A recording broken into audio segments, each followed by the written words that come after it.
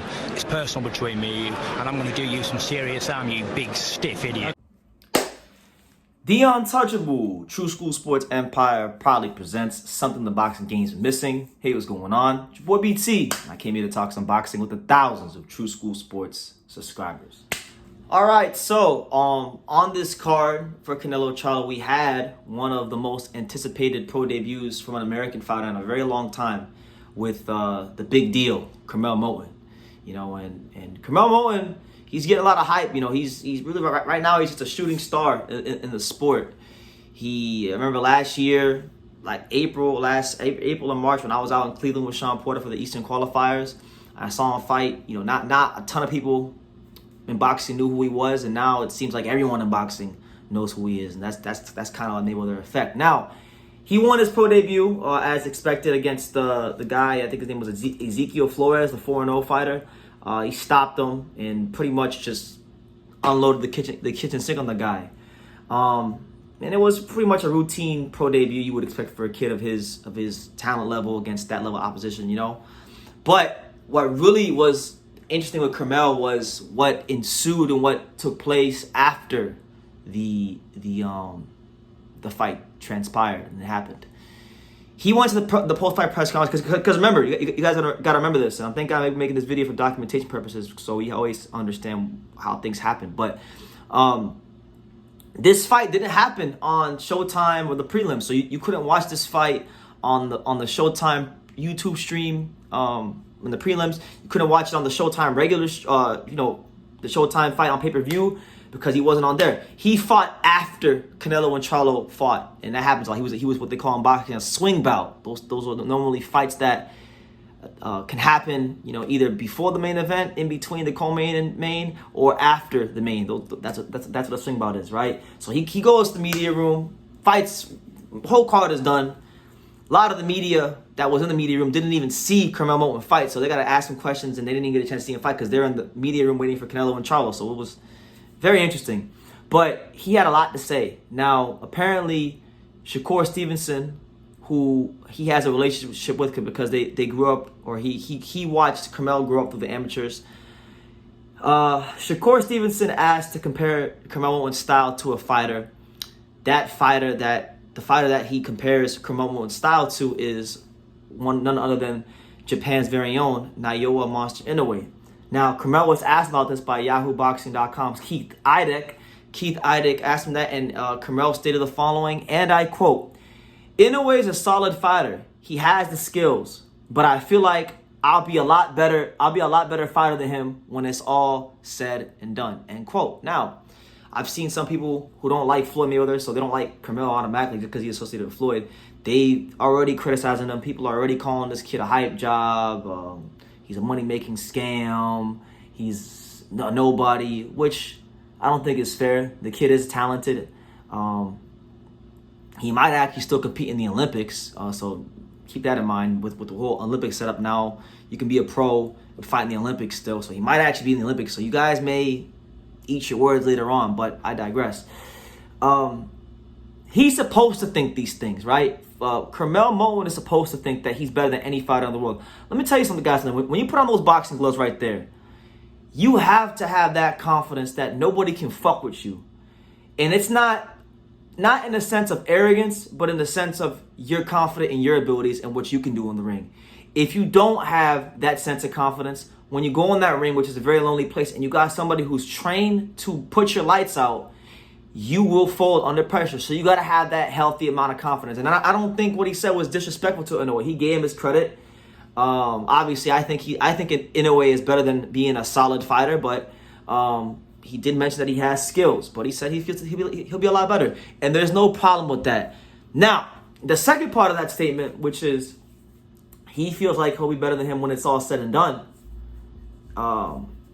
Well, brother, you got a lot of work to do. I know he's got Floyd in his corner.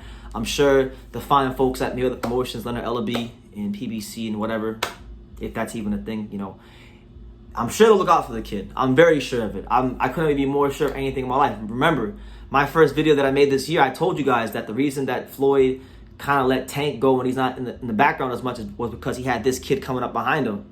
And now you're starting to see that's coming to fruition. 9 months after that video I made it back in January.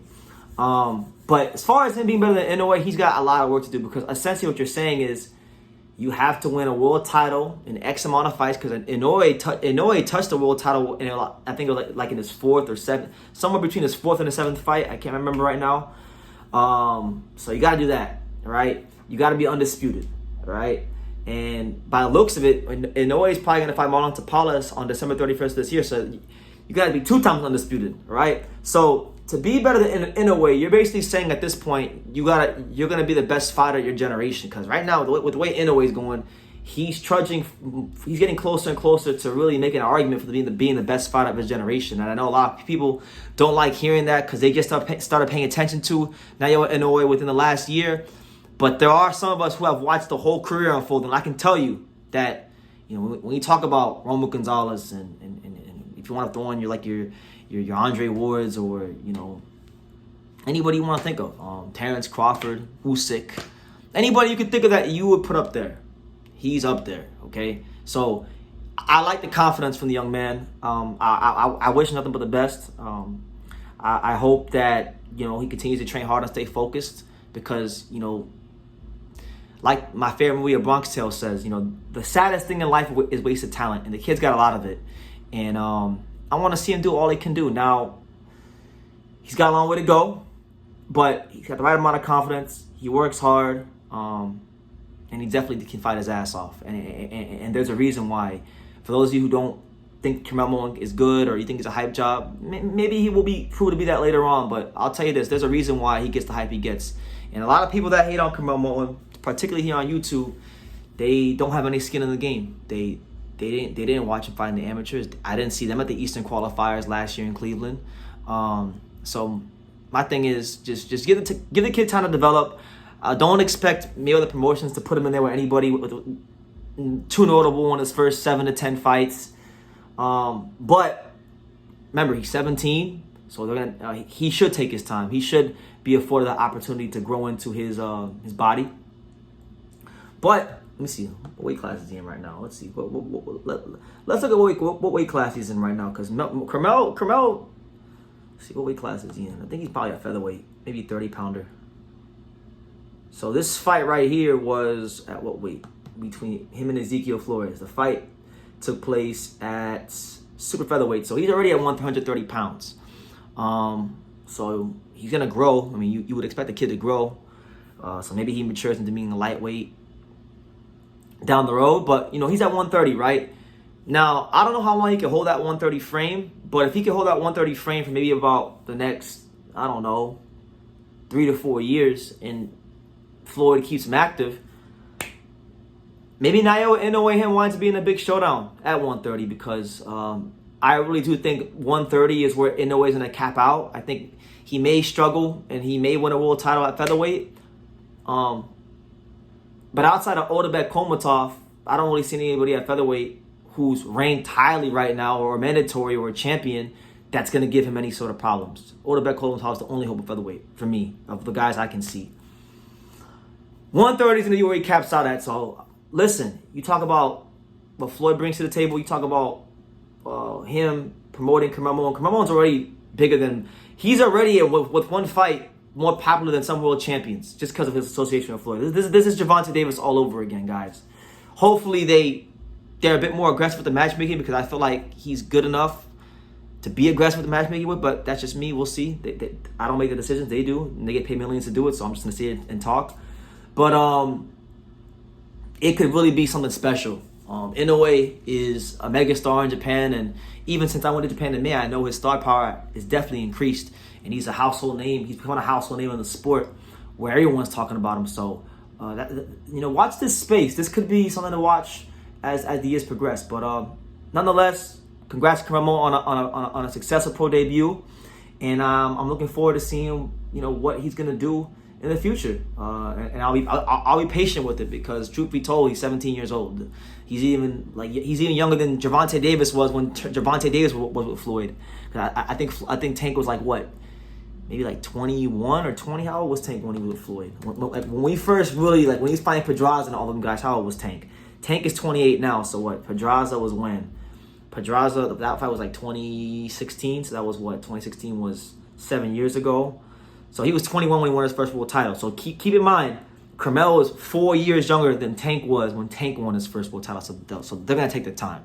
Don't even hold your breath. Don't even put too much stock into the kind of opponents he's going to fight his next 5 to 10 fights, because it's not going to be anybody crazy. But that's what it is. Curmel Moton proclaims that he is better than Naoya Inoue. We shall soon see. We shall see down the road. Not soon, but down the road we'll see. But let me know what you guys think. What do you guys think about Inoue versus Curmel Moton? And do you think Curmel Moton will have a better career than Naoya Monster Inoue? Leave your comments down below. Make sure you guys take the time to subscribe. And like I say in every single one of these videos, you can love me or you can hate me. But I'm just a kid from Daniel. So until next time, take care. Thank you for watching another video on the untouchable True School Sports Empire. For more great boxing content just like this video, click right here and make sure you subscribe. Much love from sunny South Florida.